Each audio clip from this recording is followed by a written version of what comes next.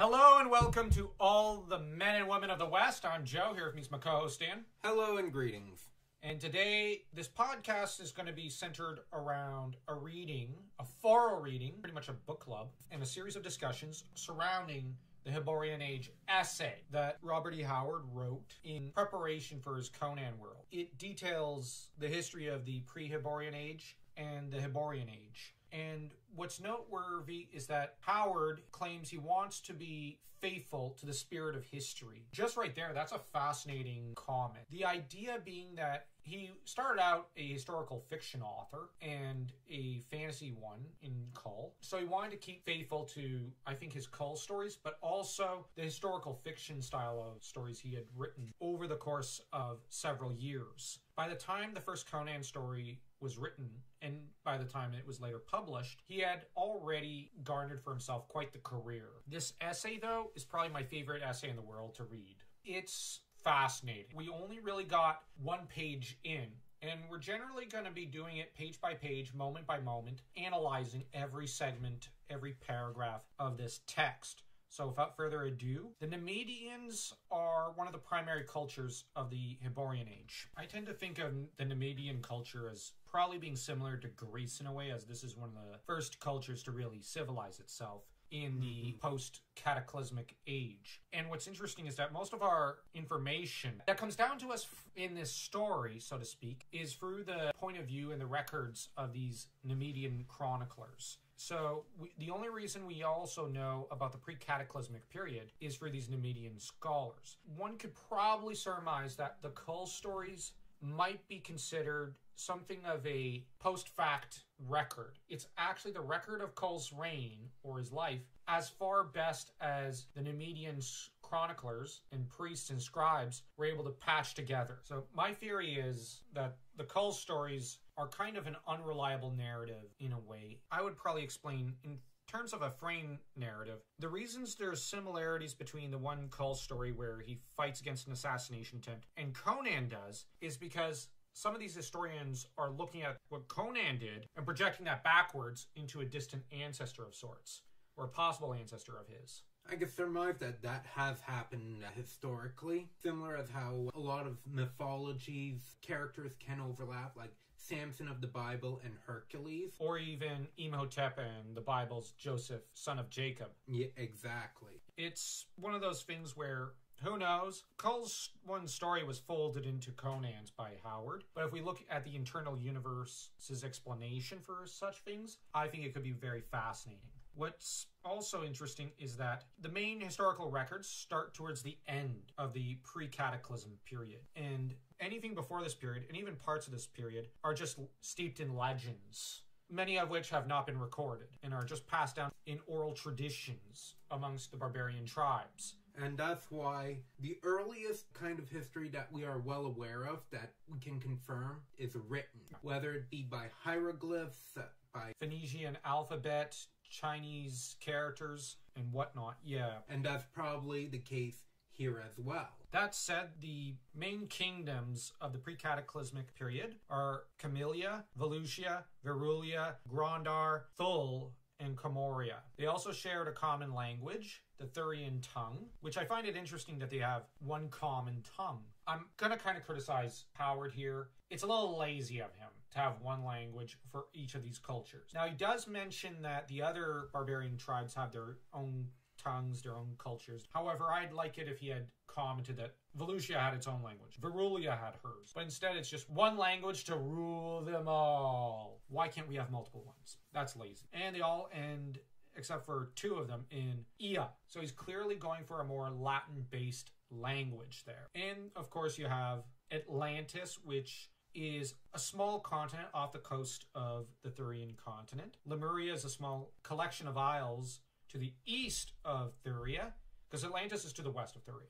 And you have a lot of regions that are unexplored in the Thurian continent throughout this entire globe, with the civilized kingdoms and empires only occupying a small portion of the globe, as stated by Howard. Volusia is the westernmost kingdom of Thuria. Grondar is the easternmost civilized country. To the east of Grandar, there's deserts, jungles, and a lot of mountains upon which live many clans and tribes that are savage, primordial people, and of course, non-humans. Wonderful. Now, the non-humans in the Hyborian Age and pre-Hyborian Age are not very friendly. They're generally pretty violent monsters, rather contrary to Dragonlance or Tolkien's non-human races. Now, I find that interesting because Howard imagines them more as enemies of mankind, seeking to always do us harm, and with no good in them for the most part. Whereas Tolkien and the Dragonlance authors, such as Wace, imagined these other non-human races as being a bit like humans. Different, certainly. They don't think at all like us. Look at the elves and hobbits from Tolkien's world. But they're ultimately very, very sympathetic. And you understand their point of view. Now, a lot of hobbits are not sympathetic, and there are some non-sympathetic elves.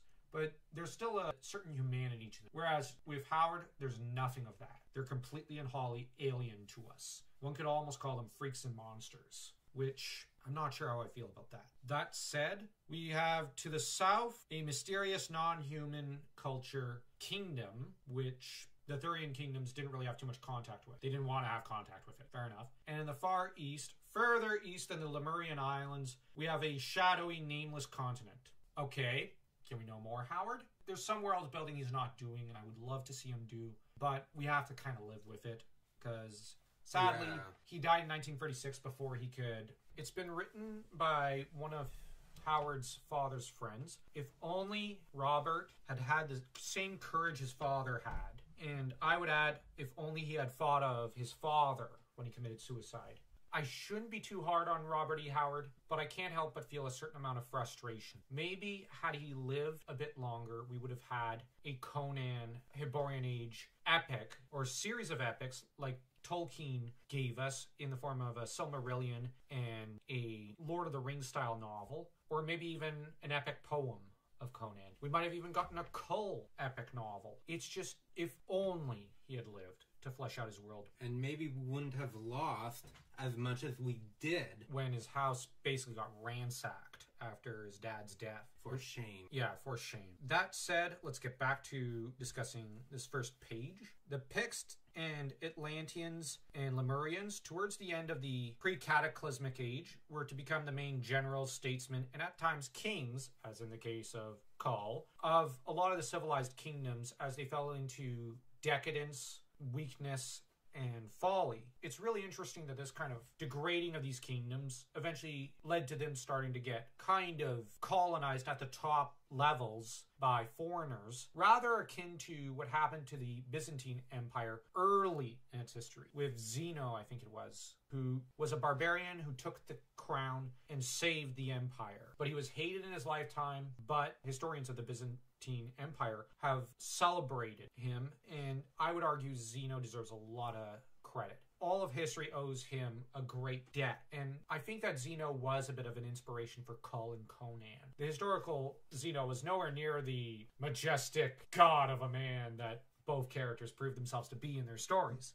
Also interesting is that Atlantis would, or at least the Atlantean people, would end up colonizing the mainland of the Thurian continent and built a kingdom there right before the cataclysm, while Volusia and Comoria were distracted with a highly destructive war that shook them to their foundations. I would argue it's doubtful either kingdom would have, or empire would have survived for very long, even if the cataclysm hadn't happened, because they were too decadent and they were in the midst of a life or death struggle. No matter what, I think the victor would have been destroyed and broken by the loss. Rather like what happened to the Persians and the Byzantine empires to a limited extent when the Arabs under Mohammed rose up and took the entirety of the East. It's interesting that Volusia and Comoria in the end were the strongest kingdoms. Maybe this Neo-Atlantean kingdom could have surpassed them in time, but it was interrupted by the cataclysm, which we've talked about kind of elusively. We've kind of skirted around it and mentioned it over and over and over again. This is not the video for delving right into that. Off the bat, what do you think of this one page? I enjoyed it because if I'm reading later on the story and my mind forgets, okay, this land, what's the basic landscape? What kind of country is this? I could easily put a bookmark, go back to the first few pages and we'll see what these lands are all about. Yeah. And growing up actually reminds me of when I was looking at my history books in class. Yeah. Because I always saw history books as adventure novels. Same, at least as a kid. And this is harkening back to that. Howard was both an adventure novelist and short story writer par excellence, and a historian of remarkable skill. I don't agree with all his historical conclusions, but he had a knowledge of history that was almost unsurpassed at the time, and an awareness of how to write it as historical fiction. But here he's taking the strands of historical fiction, essay writing, and adventure novels, and world building, and combining it all into one. That said, I don't know if I prefer this form of world building or some of Tolkien's throwaway short stories. I kind of lean more towards Howard, because while Tolkien put in more thought into his world, because he had a lot more time to spend on it, he lived to be 81. That said, I think Howard, in some ways, I prefer his essay to Tolkien's prelude to some of his books, and even some of his essays from History of Middle-earth and Nature of Middle-earth, because he sometimes gets lost in these little details that don't really matter. Howard stayed on topic. He stayed focused, and I really appreciate that. I like reading preludes and essays that predate the story, because it gives us a bit of an insight in the author's mind. As you mentioned, Tolkien is a bit all over the place during his prelude. In his essays about his world, he's often very, very disorganized, whereas Howard has a more organized, professional outlook, which is weird because Tolkien was a professor. You'd think he would be the more organized one, not this self-taught autodidact, but Howard's the much more organized one. What do you think of the fact that Volusia and Comoria locked horns like that in such a death struggle? Now, we kind of got hints of it in the Kull story, that there was some rivalries between the two kingdoms, but the two empires. But here, in this essay, we find out that after Kull, it became this death battle between the two. That is something that is always interesting when it comes to history. How these two kingdoms or powers are at each other's throats. It looks like it's going to end, and then something just rams into it like a battering ram. Yeah, and I know that I recall seeing a documentary on the Visigoths, where here it is, nearing the end of their reign, they started getting at each other's throats, and then the Umayyads came in, and they took over. That's certainly the case. Here, though, I can't help but think of Roman Carthage in a way. That's probably a much more apt example. That might be, I think, where Howard drew his inspiration, rather than the Visigoths, I think. Because these were two highly centralized states that ended up locked at each other's throat. But I wonder if maybe they started to decentralize towards the end a little, so that there was internal conflict as well as this international conflict between the two. In a way, it seems how a lot of empires end up falling. That said, linguistically, I can't help but notice that Comoria and Samaria sound kind of alike. I know some people may look at the linguistics here as not being important, but we have to bear in mind that Howard was a self-taught linguist. He attached a lot of importance to every word he wrote. The thing is, he put a lot of detail into the linguistics of his world, and I think Samaria and Comoria are pretty much the same. That Comoria is the ancestor of Samaria, but the Sumerians are supposed to be an Irish Gaelic type of people. But it's interesting that they arose to an extent from a mixture of Atlanteans and Picts and, of course, Comorians. But the Comorians seem to have developed one of the first advanced states. If they are the ancestors of Conan and his people, they descended into utter barbarism, which is an ongoing theme in Howard's story. You noted that a while ago. And what I think is also interesting is that Kull is supposed to be an ancestor to Conan, which begs the question, how did Kull, who was king of the Volusian Empire, end up the ancestor to a man who would be descended from Volusia's enemies? There's something there that we aren't privy to. I wonder if maybe Kull's descendants, because he obviously did have his children. I know it never comes up in his story or any of his stories, but I think it did happen, and that Kull did have a bit of a harem, and that Kull fathered children, but there must have been at least one of them who ended up either fleeing to another country or married off into the Comorian royal family right before Kull's lineage was overthrown, probably by another dynasty. I can't see Kull's dynasty lasting because he made too many enemies. That does happen in history. Yeah, and Volusia seemed a bit like Byzantium in that it moved from dynasty to dynasty. Whereas Conan seems to, at the end of his stories, have firmly planted his family as the ruling family for a while. It's going to be the main ruling royal family for at least a century or two, maybe 3 or 4. Whereas Kull, I can't see it lasting past his grandchild's generation. There are just too many Volusians who hate Kull. Even though Kull was like Xena, the best thing that happened to Volusia at that point in its history, especially since he put an end to the serpent folk. But I think it'd be in line with Howard's notions of the River of Time being a zigzag, and that it might be through a female descendant of Kull that Conan is descended from. It's through one of Kull's daughters marrying into the Comorian royal family, and then when Comoria sunk into barbarism after the Cataclysm, it became Samaria. The language twisted over the course of possibly 10,000 years, I think it was. Languages do change over the course of that time. And Comoria could have become, the first O could have become an I, Moria, and then became like Samaria. I think that would be my linguistic theory there. And that the Thurian language broke off into multiple languages. In Conan's age, we meet a lot of different languages. So they had one unifying language for all these different kingdoms and empires. Then it broke into little lesser languages, kind of like what happened with Latin into French, Italian, Spanish, and whatnot. And then you have Grondar off in the east, which who knows what happened to that. Whereas Camellia, Verulia, and Thul, we don't really see much of their cultural descendants later. The Picts are still present in Conan's age. Still a pain. I'm joking. I actually like the Picts in Kull's age. Because Brul, the Spear Slayer, I love him. Definitely. He's the best character in those stories. Then you have, of course, the Atlanteans. We know Conan is descended from Atlanteans through Kull. No, Conan is descended from Kull, and thus from Atlantis. But I would theorize that the Atlantean kingdom that broke Comoria and Volusia, some of the people started to intermingle, at least. That could also be how Conan is descended from Kull. But I would theorize that first one of his Kull's children or grandchildren were married off into the Comorian royal family. Kull's family was overthrown. A great deal of them were slaughtered. But the Comorian one probably had their illegitimate children or whatever. And it's through one of them that you have Conan.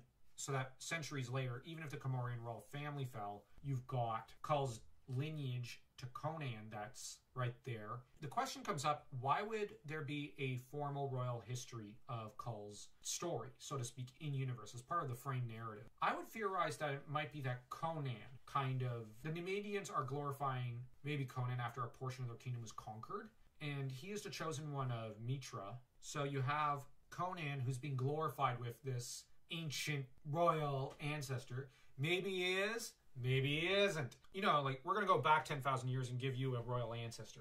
It is canonical that it's his ancestor. But maybe it's, oh, well, my ancestor was Kull, according to what my great-great-grandpappy told me. So I need a royal chronicle, an epic for my yonder ancestor. Oh, and Brol was also Conan's ancestor. So you have, I needed my other ancestor in there too. Throw them all in. And you have the Nemedian chroniclers going, okay, here we go. Conan's royal backstory. It's about legitimacy. Many royals in history did this to connect themselves to a chief deity at times. Caesar and Augustus ended up claiming descent from Romulus, from Aeneas, and thus through Venus. So they were descended from Mars. He was the daddy of Romulus and Remus. And Venus, who was the mother of Aeneas. So you have this dual divine connection. But through Mars and Venus, who were both children of Zeus, or Jupiter. So you also have a connection to the king of the gods. And you also have a connection through Mars to Juno, queen of the gods. So you've got these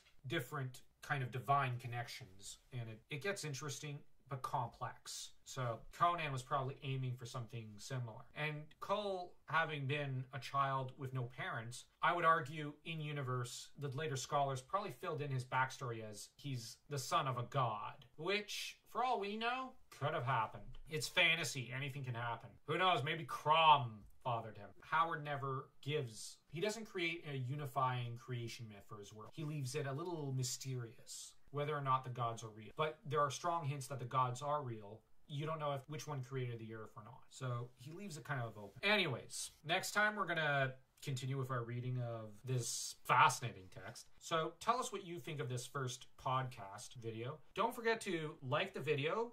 Don't forget to smash that subscribe button like you're Conan smashing one of his enemies to pieces.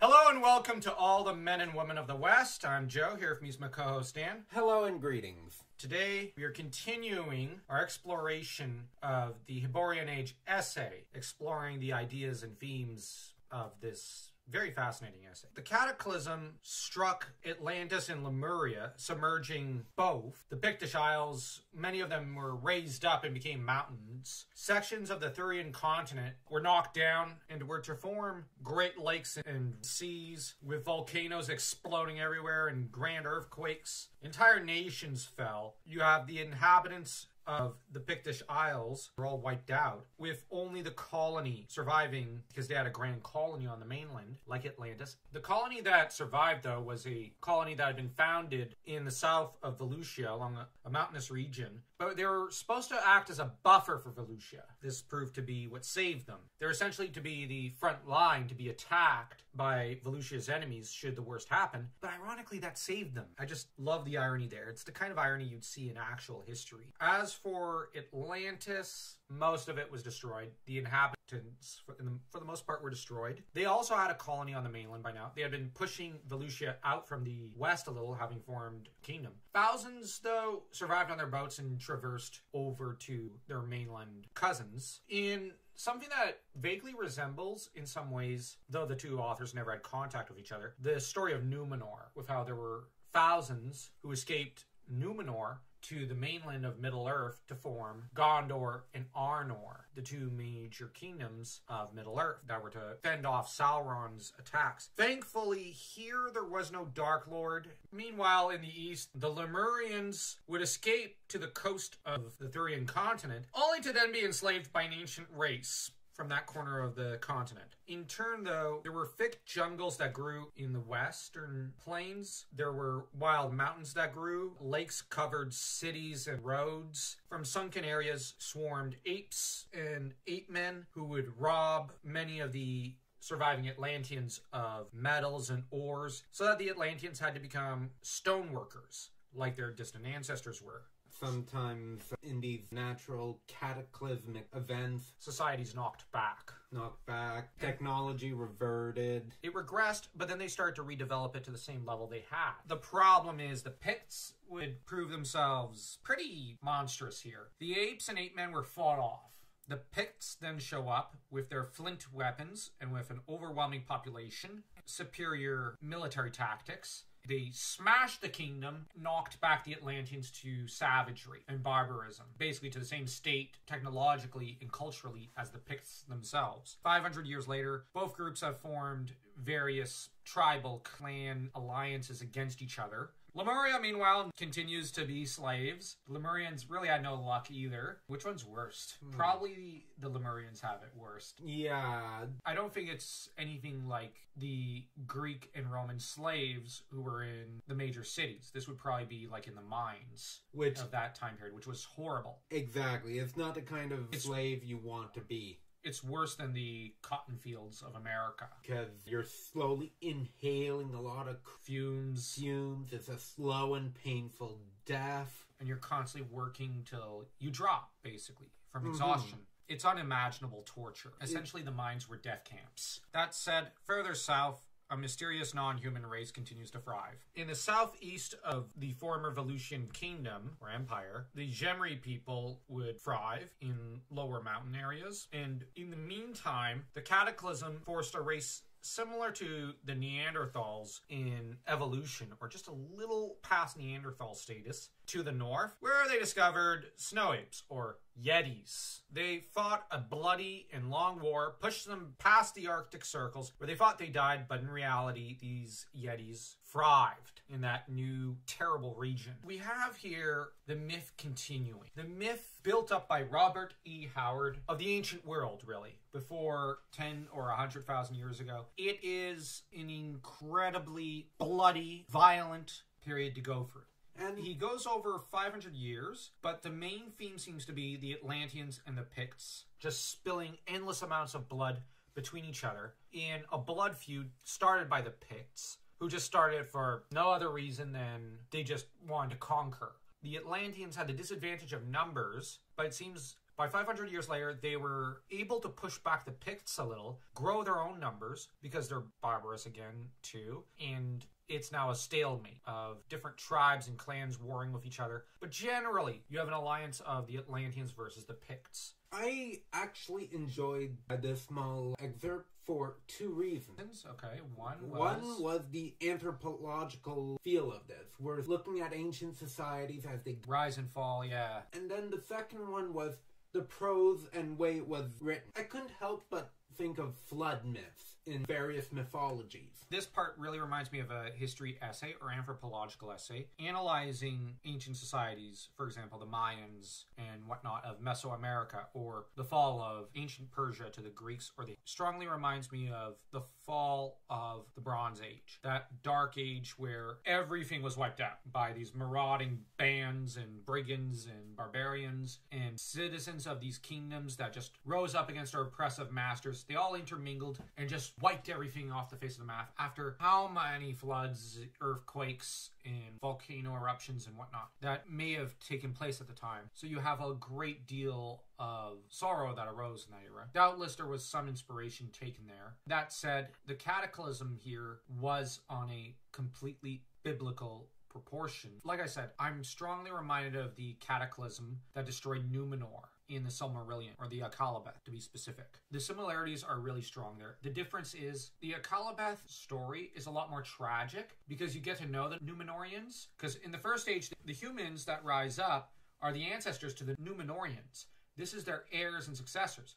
You see them rise up, you see them rise to Roman classical technology. They build these great monuments and works of art, these splendid tombs. A lot of them become wise, but then there's that decline into madness, stupidity, and folly. Here, there's no gods involved. Instead, there is just a freak act of nature that just wipes almost everything off the map. Essentially, when you look at earthquakes, at least an 8.0 on the Richter scale, you have Mount Vesuvius on a whole different perspective. I would not say it's an 8.5. That's not a big deal compared to this. I would argue these are probably at the 10 to above 10. Above 10. Which is just the worst possible cataclysm. Mount Vesuvius on a whole different scale. You have the biblical flood all happening at the same time. Landscape of this world completely slipping upside down, so to speak. It's the Thurian continent and age is destroyed in a way. The Thurian age is destroyed with a bang. By this time, Kull is probably long buried in a grand mausoleum, if it wasn't raided. And you have, what I find interesting is that there's no mention of anyone thinking there's any gods involved in this. I think Howard could have gotten more into the minds of what these people believed was happening. Maybe they had displeased the gods in some ways. That's how a lot of ancient people probably would have rationalized it. Although they probably would have looked back at the grandness of their ancestors' deeds or misdeeds. There's nothing left of those misdeeds, because it's all destroyed. But they might have blamed their ancestors, and to quote Plato, believed that their ancestors had ceased to wear their greatness with moderation. That is probably a quote that these people would have believed about their ancestors. Ultimately, though, the main theme here is the Pict Atlantean War, which seems really pointless. There was no need for it. But you have barbarian people who just had to smash and destroy and burn. But on the other hand, the Atlanteans should have seen it coming. There was no preparation, even though they should have known. They had just fought off the apes and ape people, only to then lower their guard and refuse to defend themselves against the Picts until they were sacked and they're thrown back to the Dark Ages, so to speak. That's irresponsible and foolhardy. And it's underestimating the entire intertribal... Well, it's underestimating the tribal people and what they're capable of. Exactly. With their flint weapons. Yes, they're just flint weapons, but they could still kill. With that said, stay tuned for next time. We'll be continuing the tale of the post-cataclysmic period, because after this, we're now officially in the Hyborian Age, because everything after the cataclysm is the Hyborian Age.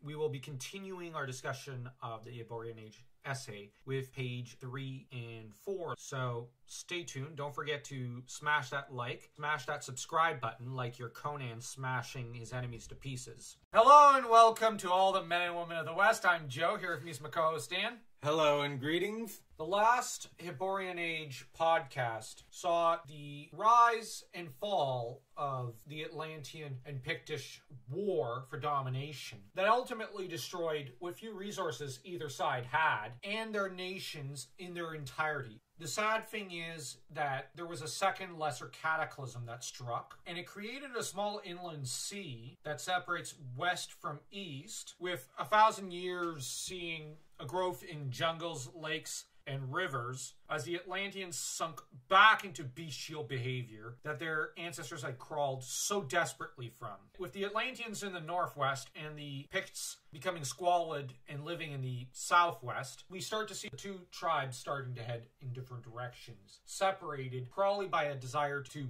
consciously make the decision to just get away from one another. In the east, in distant Lemuria, the people had been reduced to almost a bestial state, only to then rebel against their masters and destroy them. With these Lemurians walking amongst the ruins and seeing the great majesty and monuments of their former masters, but not knowing what to do with it for a while. The survivors of this great civilization would journey westwards and would fall upon the non-human kingdom that was so mysterious and that we have kind of seen references to in earlier videos. This non-human kingdom would be annihilated, with its non-human population just wiped out. These people who had conquered this non-human kingdom would then replace it with their own kingdom, Stygia. Some of the remnants of that kingdom, not the actual race, just probably observed culture and whatnot, would be melded in with the Stygians, who would try to emulate the old culture. It's probably purely their own, and what they imagine the non-humans to have had. And they probably fancied themselves the actual successors to those non-humans, thinking those non-humans were human and their ancestors, or some sort of divine ancestors. The thing is, though, this was not the biggest event to take place. This episode is kind of more focused on the rise and fall of the kingdom of Hyperborea. As the Hyborian tribe, the Hybori, would rise in the north, they are unique in that they revered an ancestral king called Bori, and these tribes would push southwestwards. The northern Hyborians would live typically by the hunt. They loved hunting and whatnot, and they're very physical people. The southern ones would develop the habit of raising cattle. With a small anecdotal story cropping up in the essay, though, that's interesting, is that we would see a northern tribe approached by a wanderer. The wanderer's original birth location and whatnot is a mystery, and he would talk some of these young boys into going up north to try and challenge the Yetis. They would never return. I just wonder about the identity of this wanderer. Who was it? That's a fair question. Was it someone who was mortal? Half immortal? There are some immortals walking around. Typically, they form dark pacts of dark gods and devils in the Hyborian Age. I don't know, there's just something off about the tale. It's important because Howard included it, but it's strange that he did, as I don't think it crops up anywhere afterwards in the literature. Well, the literature of Howard. The Hyborians would drift southwards, notably after their population began to grow. 500 years later, they'd move west and southwards, mixing their blood with the locals. As to the Gemri people, they would start to try to recreate what they think was the Volusian culture, the old culture. And this is interesting, that they were basically federati of the Volusians, and now they're trying to emulate the Volusians. It's primarily their own culture, though it's what they imagine the Volusians to have had. And this is strongly implied in the essay. As to the Atlanteans at the end of this 500-year stretch, they've started to climb out of barbarism, because they were basically reduced to almost ape-like culture, and now they've started to go, hey, wait, we're humans. Picts, meanwhile, are still stuck at barbarism. What else is new? On the eastern border of Stygia, we see nomadic savages that are dubbed the Sons of Shem wandering around. This will be important later. The Picts would come across the Zing, or Jing, we'll just call it Zing Valley, where those agricultural people who had developed a really good agricultural system were, and they would fall to the Picts, who would then interbreed with them. These agricultural people, according to the text, seem to have been Shemites, some sort of distant relation to the sons of Shem. What we're seeing here is a very typical history that has happened with much more tribal cultures. Following also the fall of great empires or not. What's also interesting is that the Hyborians, by this point, discover, kind of by a fluke, the value of stone building. That is to say, building a crude piece of architecture with stone. From that, they discern, oh, we could use this to build a big stone fortress, which they then do. They repel tribal attacks. They then start building stone homes, abandoning their nomadic lifestyle. A lot of other tribes and foreign tributaries of enemy nations are pushed back and they flee to the Hyborians for protection, only to then start buffing up the numbers of the Hyborians, which kind of starts to allow this big kingdom to expand, so that the next 1,000 years sees the rise of the Hyborians, with rude kingdoms kind of taking shape. We're supposed to look at it as one larger kingdom, Hyperborea, but that there are breakaway kingdoms. Off in the east, the Lemurians are evolving a strange semi-civilization of their own. That's what the text says. The Lemurians are going to have very little contact for a bit with the rest of the world. They're not counted as part of the Hyborian-influenced regions. The kingdom of Koth is founded by Hyborians on the borders of pastoral countries that are known as the lands of Shem. It seems that some of the Shemites are starting to gather. The Stygians would also play a role in the Shemites being civilized, but also pushed away from where they are. Yeah, you've got two civilizations growing. Barbarians will be either caught between them and start civilizing themselves, or they're going to be pushed elsewhere. Or they'll conquer the civilization. Any of these options tends to happen. Now, the blonde savages of the north, I think they're supposed to be the ancestors of the Azir people, the Azirians, would push Hyborian tribes of the north further southwards, which caused the destruction of the ancient kingdom of Hyperborea, which is overthrown by one of the northern tribes. However, they retain the old name, but it's a different dynasty, it seems. Southeast of Hyperborea, we see the rise of Gemri come into being under the name of Zamora. So the Gemri people have finally built the kingdom they've been wanting for a long time, actually. The Jing people, as stated, are, well, conquered by the Picts, only to then be conquered by a roving tribe of Hybori. And from these mingled elements comes the kingdom of Zingara. There's a lot to unpack. In some ways, there's more to discuss there than in the previous episode. What's interesting is that we kind of get this larger Hyperborea kingdom, which I might argue should probably be looked at under the lens of an empire. It's this large empire, but then it started to crack. You have a northern tribe that comes in, kind of revitalizes it, but also starts to crack it down further. As I might argue, you have the separate breakaway kingdoms, which are a result of the northern tribe coming in to overthrow the old dynasty. Zingara, Koth, these kingdoms are probably established by, Howard calls them roving tribes. Koth, it's probably a lot of tribes and people fleeing from the conquest of the core heartlands and forming a bit of a kingdom in exile. While the Zingaran kingdom would probably be best looked at as one roving tribe. How much you want to bet that was those either part of the old dynasty or claimants claiming to be part of the old dynasty who just came along, conquered, and are saying we're actually Hyperborea for a little while before they finally take up the local name of Zingara. That's very plausible, because it wouldn't be the first time, even in our history, that kind of event happened. This entire part of the essay is something that a lot of anthropologists would love. And as you mentioned previously, Howard did enjoy anthropology. Yeah, he was a big lover of it. He was fascinated by the idea of civilizations rising and falling and returning to barbarism. He once said, and I think you were the one who told me, he once claimed that all civilizations eventually fall back to barbarism. Barbarism is inevitable. It's just a question of how long it takes for a civilization to fall back to that. That's a fascinating outlook, a bit of a bleak one, but on the other hand, when you look at, for example, modern civilization seems to be headed, is it really worst? There are times when, you flick on the 6 o'clock news and you kind of go, are we really headed in the right direction? But then, hey, I'm just saying, there are times when the 6 o'clock news is on and they say something very positive and you go, yeah, that's right. There's good that comes from civilization. I know some people might disagree with me, but there's a lot of positive about, say, a lot of our current countries compared to what the Hyperboreans are going through in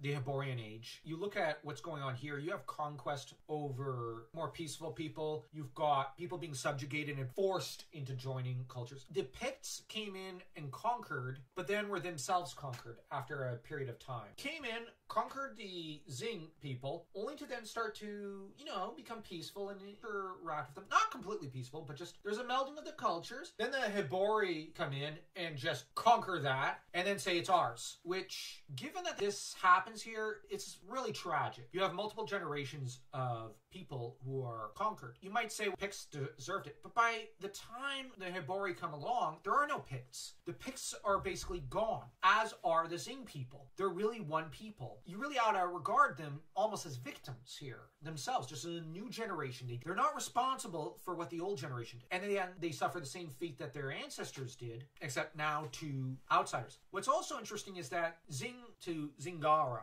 I'm going to argue linguistically the Hybori were conquered. They came in as the physical conquerors, rather like, for example, Romans did into the Greek East, only to be conquered culturally by the Greek East. The Romans always clung to their Latin language, whereas here you have the Hybori who are linguistically conquered. I would argue you probably have a melding of the cultures, but in time, these Hybori, some of their words probably make it into the lexicon of the Xing people, but generally you have the Zingara who, their language becomes the lingua franca, I think it is, of that local region. The Goths, because there are multiple tribes that melded there, you probably have a mongrel language that grew there, while Hyperborea has regional dialects that might spin into their own languages, but generally the core heartlands has some of the old Hyborian language, only to develop a more northern dialect after much of the southern people are pushed out or conquered by the northerners, who probably mandate and institute that their language, their dialect of Hyborian, which had similar roots to the southern one, but they probably began going in different direction, becoming almost separate languages. They probably enforced their northern dialect on their southern neighbors, which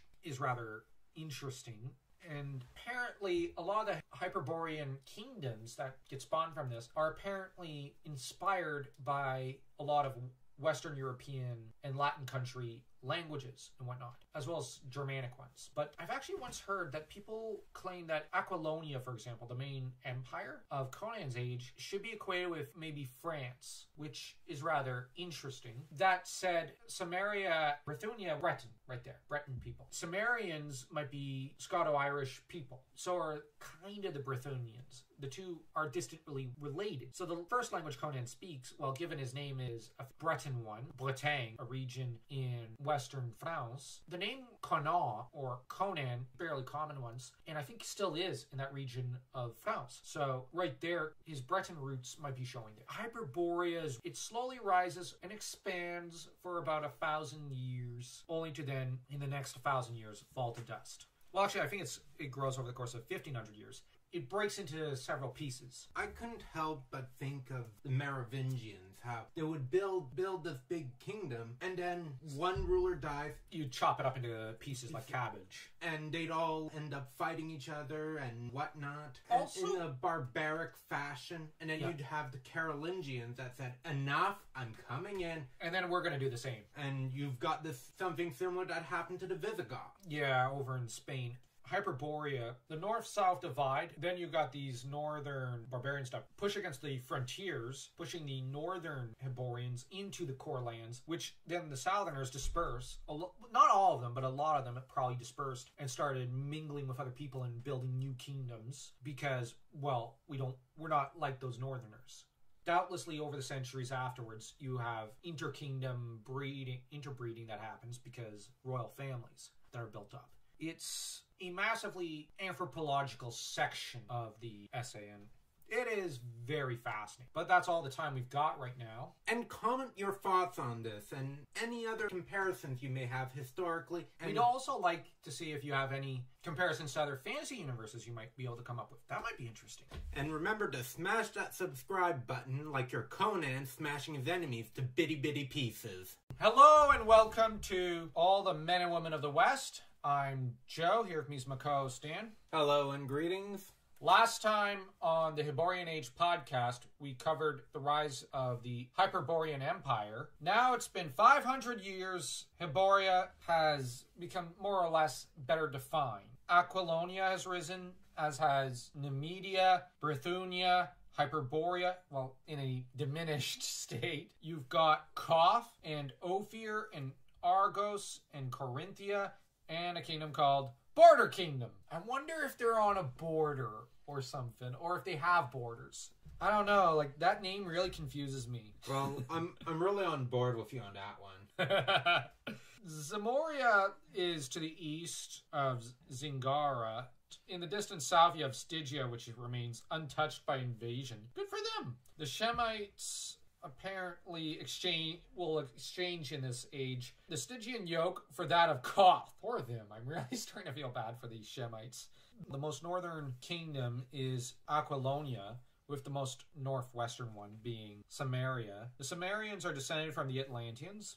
The Samarians are growing at a faster rate in terms of cultural progress than the Picts. And 500 years later, Aquilonia has become the most powerful kingdom. Their northern province of Gunderland is also the most ethnically ancient in terms of Hyborian ethnicity. Mm-hmm. They're the most pure ethnically, that is Hyborian of Aquilonia. Yeah, if I'm uncomfortable, it's because talking about purity of ethnicity, yeah, here in the West, it's a very uncomfortable subject at times due to recent history. The northern barbarians, though, are pushing the Hyborians in the north further south, as we noted last time, with Nordheim dividing itself into two sections, because this country in the north that's pushing some of the Hyborians further south is called Nordheim. How very creative of Robert E. Howard. Oh, I wonder what kind of people live there. Nordic. Yeah, I know.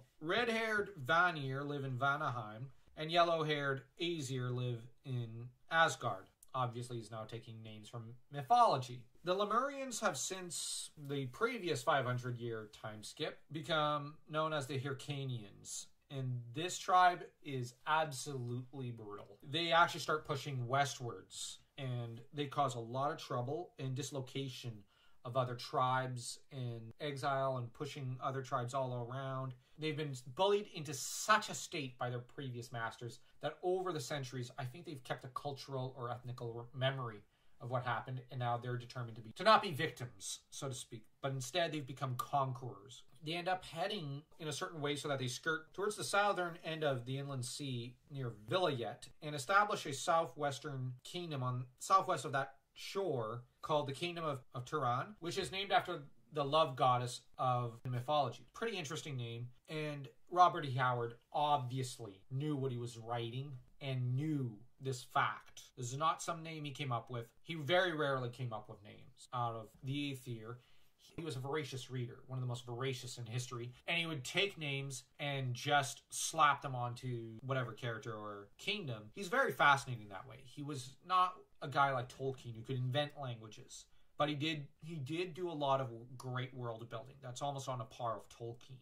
And with time, he may have worked his way up to Tolkien's level. With time. Sadly, he died very young, as we've said before. The Hyrcanian tribes, as said, push west. But meanwhile, let's talk about the ethnicities of these kingdoms. The Hyborians of this age are of mixed blood. You have kingdoms like the Koths who've become a little mixed with Shemitish, Stygian blood, along with some Argos blood in their veins.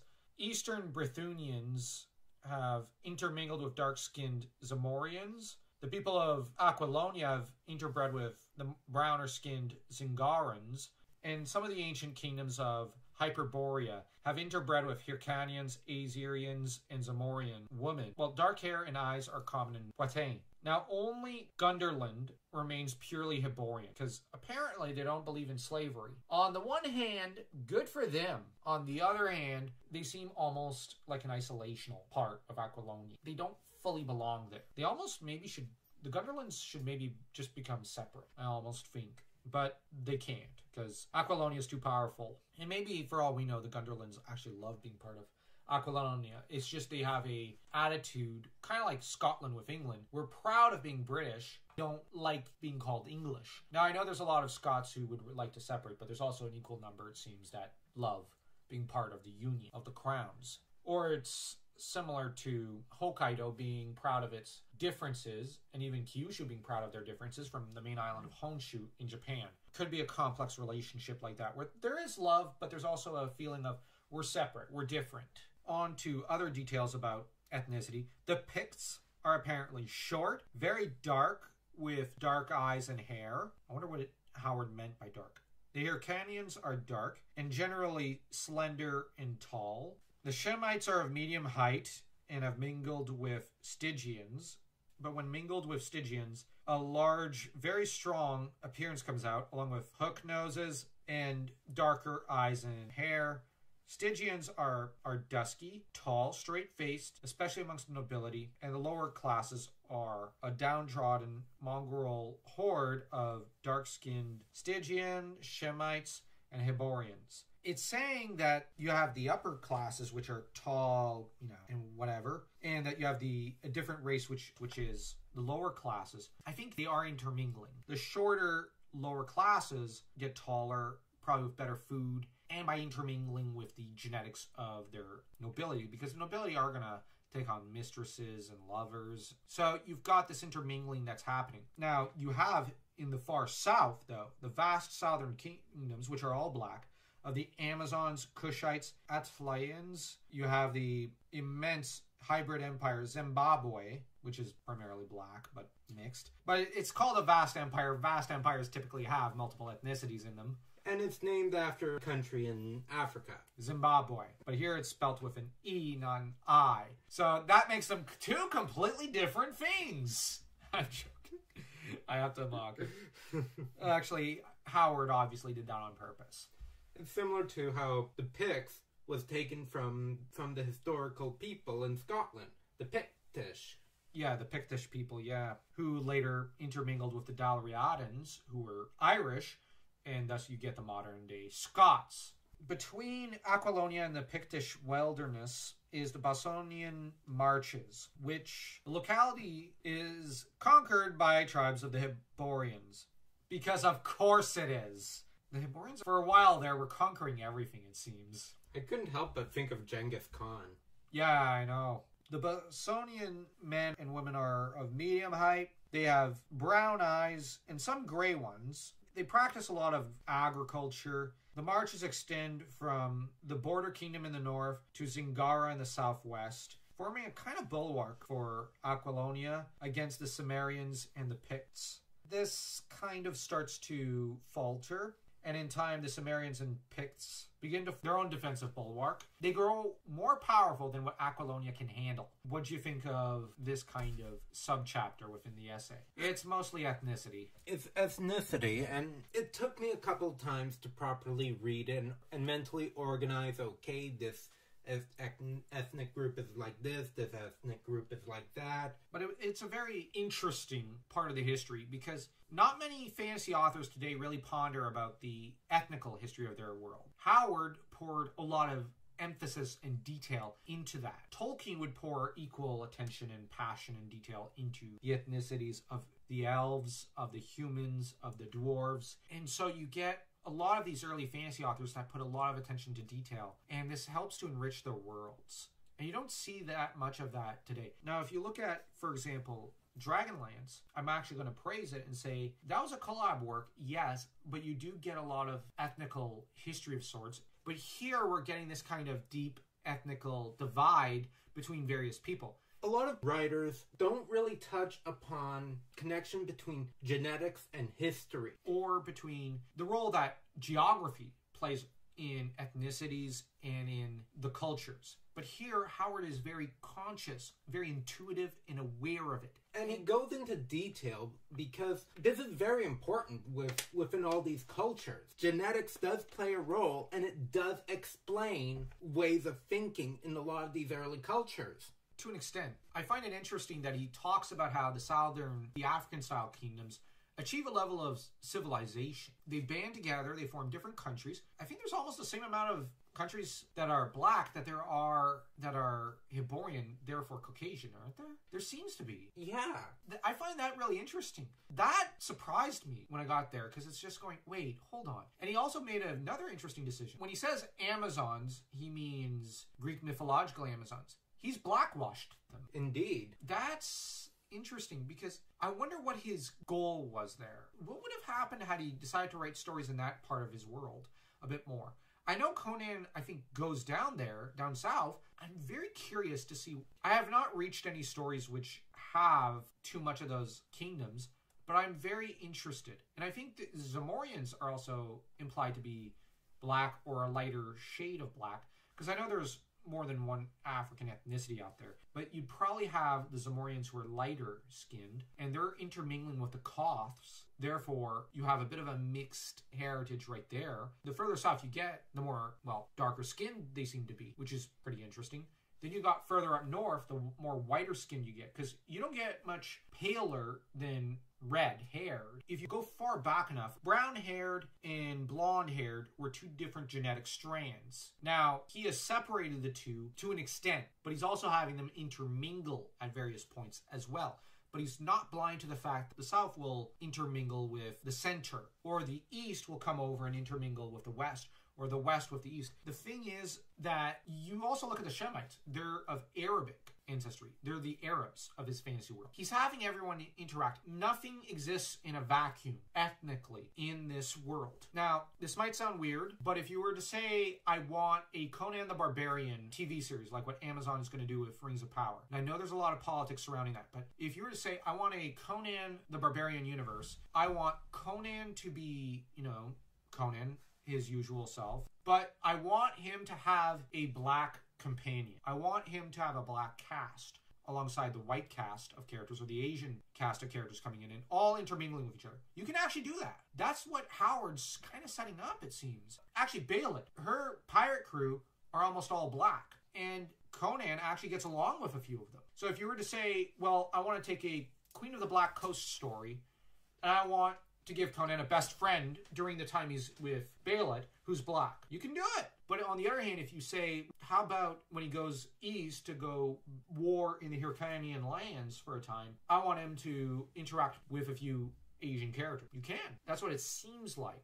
Him establishing a lot of the ethnicities here, and it's getting to be very, very fascinating, including almost every ethnicity, it seems, on the planet, even those that we today don't really think about. Like, what's the difference between, let's say, Northern African and, let's say, those of Swahili descent over in Kenya, or those in South Africa? Here in, let's say, Canada, we don't really know the difference. But over in Africa, it makes a world of a difference. Just as they might comment, what's the difference between the Métis and natives, or Métis and Caucasian? They might not know the difference when it comes to us, to our ethnicities. Or let's say, what's the difference, to an extent, ethnically, between Scandinavians and Southern Europeans? There is an ethnical difference. You can see it visually. And there's also very big cultural differences. And Howard's tapping into that. Now, that's all we're going to discuss about this, I think. I think we've discuss this into the ground. A very fascinating portion on evolution on every single level. Yeah, I found this very, very fascinating. I was originally going to term this a Aquilonian video, but I actually think now I'm going to term this more the ethnical history of the Hyborian Age. That seems a bit more appropriate for this episode. Next time we'll be dealing more with Aquilonia, and I'm really excited about that because Aquilonia is my favorite Hyborian Age kingdom, primarily because it's the kingdom Conan deals with. And the first Conan story I read was Phoenix on the Sword. Anyways, if you enjoyed this video, don't forget to smash that subscribe button like you're Conan smashing his enemies into paste.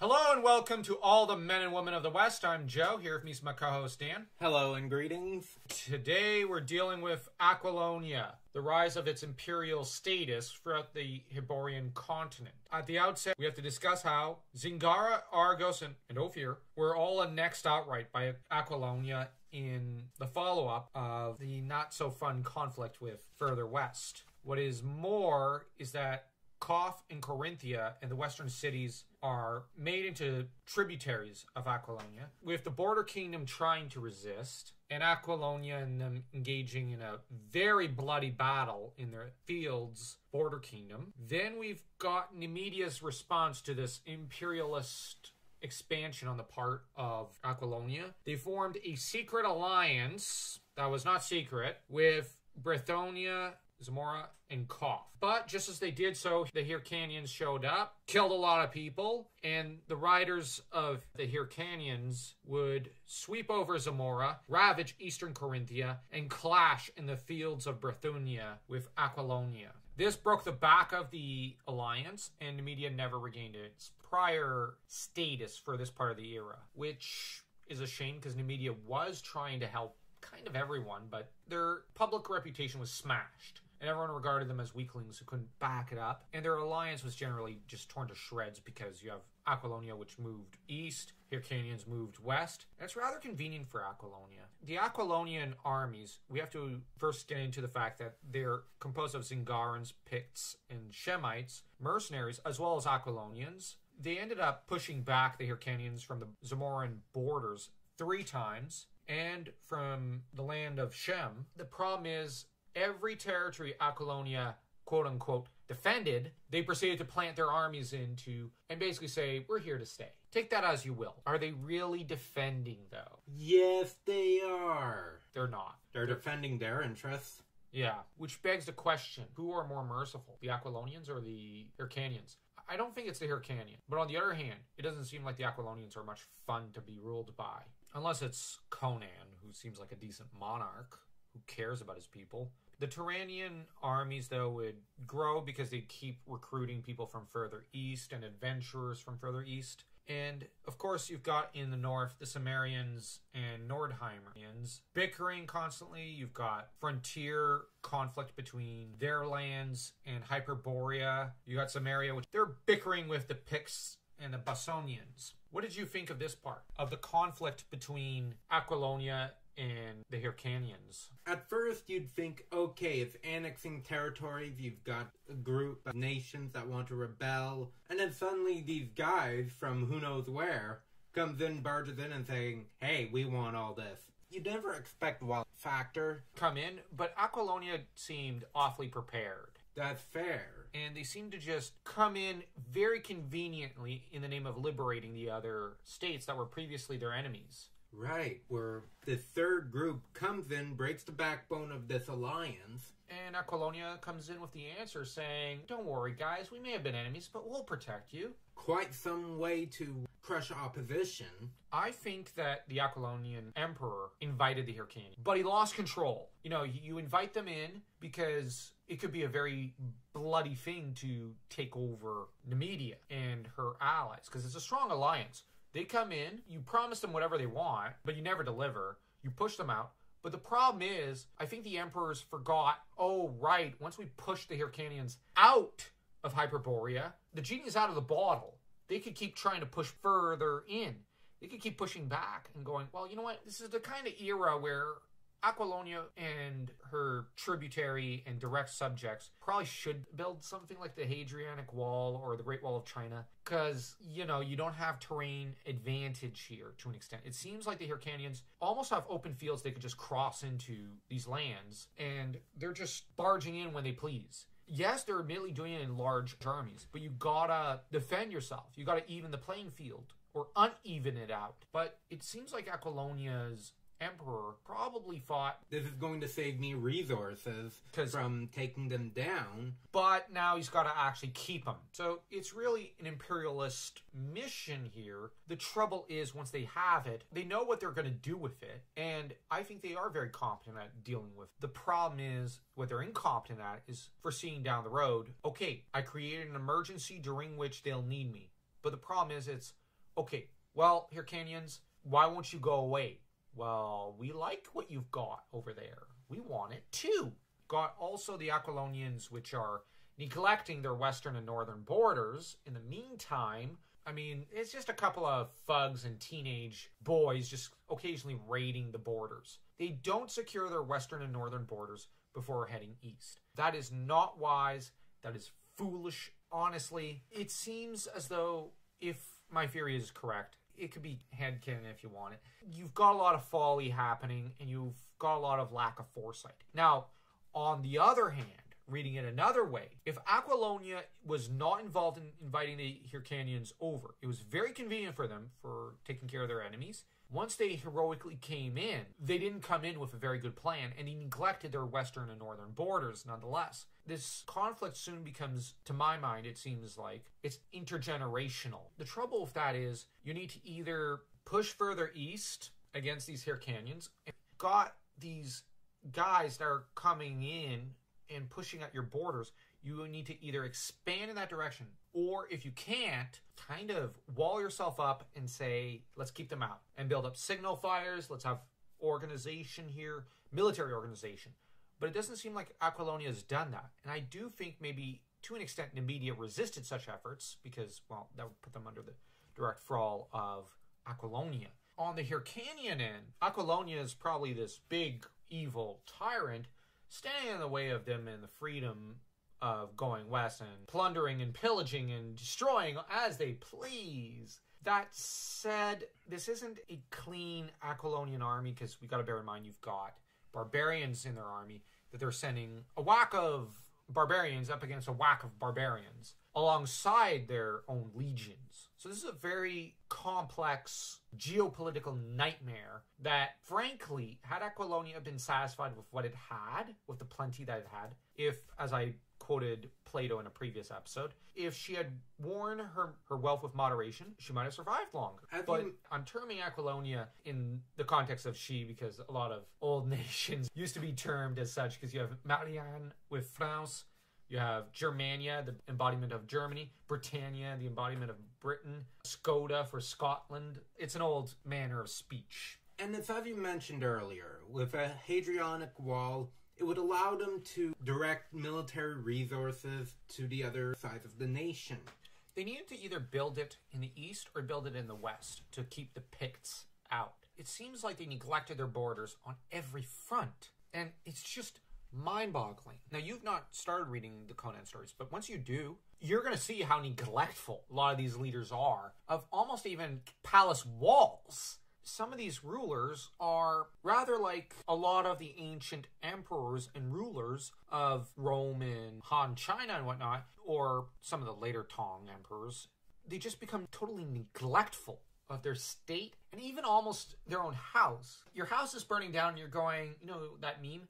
It's fine. No, it requires constant work. And that's the problem. These monarchs are not putting in the work into their empires. And I think that because it's intergenerational and it's not reaching the immediate vicinity of the capital, the Aquilonian emperors start to neglect the outer fringes of the empire and go, well, it's fine. So what if a few Picts, a few Cimmerians, or even a few Hyrcanians raid the port? Whoop-de-doo. Now, the problem with Aquilonia is the Hyrcanians have mounted 3 big, noteworthy invasions, and they've ravaged a huge chunk of Zamora, which is occupied territory. The trouble for Aquilonia is they should retaliate and try pushing east a little, up to at least a river or a set of mountains, so that you have that cutoff point, but they're not doing that. So it's just back and forth fighting. Aquilonia needs to either go on offense or solidify her defense, and she's on defense, but she's not doing anything about her defense. The Hyrcanians, as semi-disorganized tribes, believe they're supposed to be based to an extent off the Mongols. They are organized, but not in the way we'd understand today. So that means they're incredibly hard to fight. I will give them that much. They're incredibly hard to fight. They're brilliant generals, and they are brilliant fighters. And they're probably all but raised on horseback. The problem with that is the Hyrcanians have met almost an impenetrable wall in Aquilonia. But Aquilonia is removing her western defenses to shore up the east, which opens up another frontier, though they don't realize it yet. And as for the Hyrcanians, they can't get in till the west punches through the Aquilonians. you have two immovable forces that have met each other, and they are not liking each other. And it is pretty interesting. Next time, we'll be dealing with the introduction of the first named Conan the Barbarian Hyborian Age character, Arus, the priest who thought he could tame the Picts. And until next time, if you enjoyed this video, don't forget to smash that like and that subscribe button, because it always helps the channel, like your Conan smashing your enemies into itty-bitty pieces. Hello and welcome to all the men and women of the West. I'm Joe, here with me is my co-host Dan.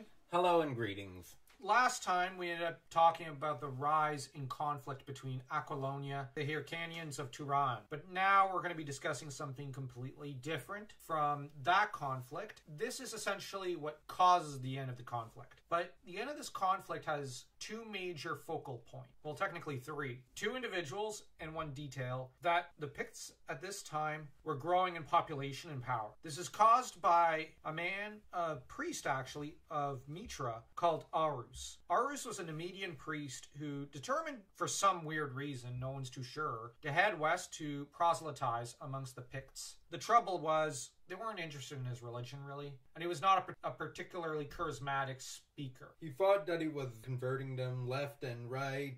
In reality, it's more like they were converting him, though he didn't realize it immediately. He was determined to modify the Picts' culture and arrived amongst them without any weapons, which is probably why he didn't get sorted through, just because they were too confused to see this idiot stumbling amongst them, babbling about his god and whatnot, and willingly divulging everything he knew to them. Just so happened the first chieftain he really met with was a guy called Gorm. Gorm was born in a mud hut, or a wattle hut, I should say, in the Picts' land. Ever since his birth, Gorm was obsessed with conquest and war. So he's got the instincts of, as it states in this essay, Genghis Khan, Attila the Hun, and Arus takes one look at him and goes, this guy's perfect. I could convert this guy. And Gorm looks at the drooling buffoon in front of him and goes, this guy's perfect. He could perfect idiot. Yeah. Now, what's more is that the Picts had a tendency of traveling to as far away as the mountains of Zingara to seize copper and tin, or they would exchange their hides, their whale teeth,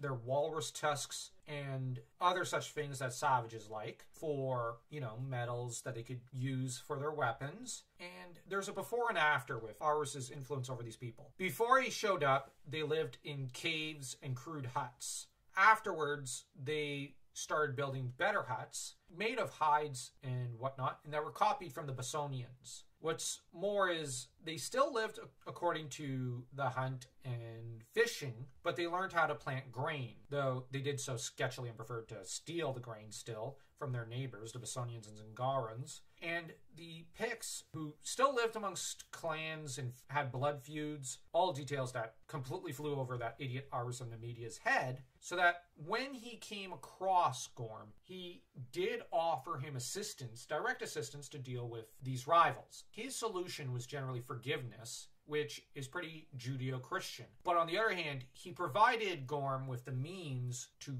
destroy those who would oppose his rule and enforce his reign upon those who didn't. He should have realized what was going on when Gorm started to rally the different tribes together, put some to the sword, and bring them all together, using the very iron and steel that Arus taught the Picts to use. Because he found their iron deposits in the mountains that the Picts lived near, taught them to mine it, smelt it, and forge it. He convinced himself for a time that it's just for agricultural purposes, but then they ended up ending that illusion and showing that, yes, they were making armors and weapons to fight with. And then he got the bright idea, well, what if I introduce them to the Aquilonian king and army? I'm sure that'll be the solution to this problem. And Gorm, the guy who basically put the idea in his head, goes, oh, well, of course, yes. So the Picts start to travel to and from Bosonia and Aquilonia, learning how to smelt, how to forge even better, higher quality stuff, and making their way into the armies as mercenaries of the Aquilonians and Bosonians against the Hyrcanians. But with that said, they would also, in time, come to betray the empire, because a good chunk of the army became more and more Pictish. And with that said, they also learned through Arus, who was prone to giving out long spiels about his people, all the military strategies, tactics, legion formations, knight formations, how the knights are trained, how they rear their horses, the battle lines and formations of the various spearmen and archers, how they built their bows and arrows. He taught them everything. He interspersed it with religious spiels about forgiving one's enemy and the might of Mitra. Then he'd go into detail about the cities and their defenses and the riches contained within, and say this is thanks through the grace of Mitra, his god. Not realizing at all, at any point, that the Picts had steered the conversation in certain directions, let him just blab his mouth off, and then just proceeded to prod him or get him to repeat himself on certain details. It's hinted in the essay he started talking less and less about Mitra and more about the practical affairs that the Picts were interested in. And what's more is, I get the feeling that Arus kind of did have a greedy side, and that when he saw the iron mines, he drooled and thought, yeah, I'm going to be a rich pope, basically. But the problem is, he didn't clue in that he's just a tool. And the Picts then attack. Now, it says that he tried to stop it when he found out, but essentially he gets into a pub brawl with a drunken Pict, I should specify, who clubs him on the head, killing him in one hit. And Gorm, being annoyed, kills that guy and sticks his skull, his bleached skull, onto Arus's cairn. Gorm and his people had a tendency of using skulls as decorative art and human teeth bones in their necklaces. They also dressed in tiger hides. But by the time of this war, Gorm is way past middle age and is no longer dressing like that, but in silvered mailed armor and a hauberk. And he's wielding a steel sword. All thanks to Arus. So most of this video is focused around Arus, obviously. He might as well have handed the Empire of Aquilonia on a silver platter. Well, he was stupid enough. What did you think of his character? Of how he convinced himself? As much as Howard says he was a practical man, was the opposite. If he was practical, he would have initially listened to their story. Let them speak first instead of pretty much answering all their questions. I also think what would have been practical would have been realizing where they're steering the conversation and what they're having him repeat ad infinitum. Very clearly, they directed the conversation towards talk of war, battle lines, cities, and whatnot. They very clearly had a set goal, and he never clued in. Now, I think Howard writes that he's a practical man, but it's a bit of a, not a manipulative word game, but it's a common practice at the time not to trust the narrator. In a lot of literature at the time, authors will leave little nuggets that hint at the real truth. That you need to read the piece of literature very carefully to get at what they're really thinking and what they really want you to take away from it. Very obviously, Arus is supposed to be an idiot. He's a really dumb guy. And he did eventually become a Pictish spy, though he never realized it because he was so dumb. But the thing with Howard is he read things like he did read Jane Austen, Dostoevsky, Joseph Conrad was a contemporary of his, even Sherlock Holmes. And the thing with these kind of authors is that you were never supposed to trust what the narrator said. Henry James was a very famous American author at the time. In his books, you don't trust the narrator. The narrator's a liar. Or the narrator occasionally leaves things off to the side, to the periphery. But if you focus your gaze in that direction, you'll find that there were details you may not have noticed on the first read-through, or that the author just sprinkled throughout the story. Tolkien is fond of doing this, and we keep pointing that out in a lot of stories. There's a lot of nods to older literature, such as the Iliad, the Odyssey, the Aeneid, even the Bible, and plenty of other stories, such as Beowulf, or even Old Norse sagas, and even Greek myths. As much as every author makes a story their own, there is the universal unconscious and the whole spiel with the hero's journey. With that said, there are also common techniques that authors use as a kind of sleight of hand to slip things past you or to try to get you to actually read critically. And that's the thing with Howard. He was very fond of critical thinking. He was a very critical thinker. Just by reading this essay, you get a sense that he is a very cunning fox. And I compare him to a fox rather than any other animal because he's sly in his writing. And he slips things below the surface. And once you focus on them, you realize how cunning he was. He makes a lot of social commentary through the character of Arus, through even Gorm. And it really brings to mind the question of who is civilized and what does it mean to be civilized? Now, we might think in our modern day society it means to hold a civil conversation.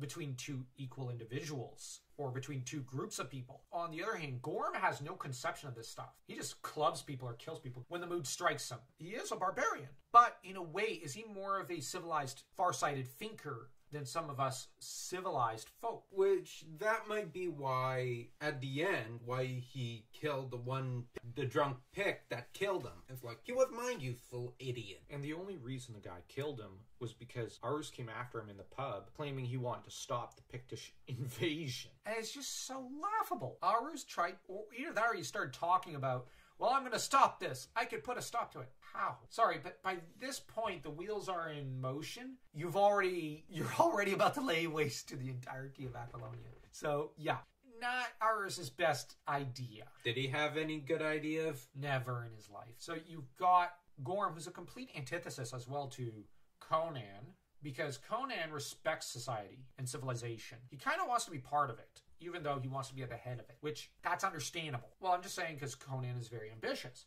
as is Gorm. Gorm just wants to destroy everything and doesn't really care about his empire to an extent. He's still a brute. Arus was a bad judge of character. Well, Arus was bad at everything he did. If he had been wise, he maybe should have gone north to the Cimmerians or to the Aesir, because the Aesir were welcome to conversions, so to speak, at this time. The problem is he went to the Picts. The most violent, bloodthirsty lunatics. Yeah, in the entirety of the Hyborian Age. You've gotten Dan's thoughts on Arus. You've gotten mine. Arus was probably born a nobleman and probably led a very sheltered life. He was very foolish.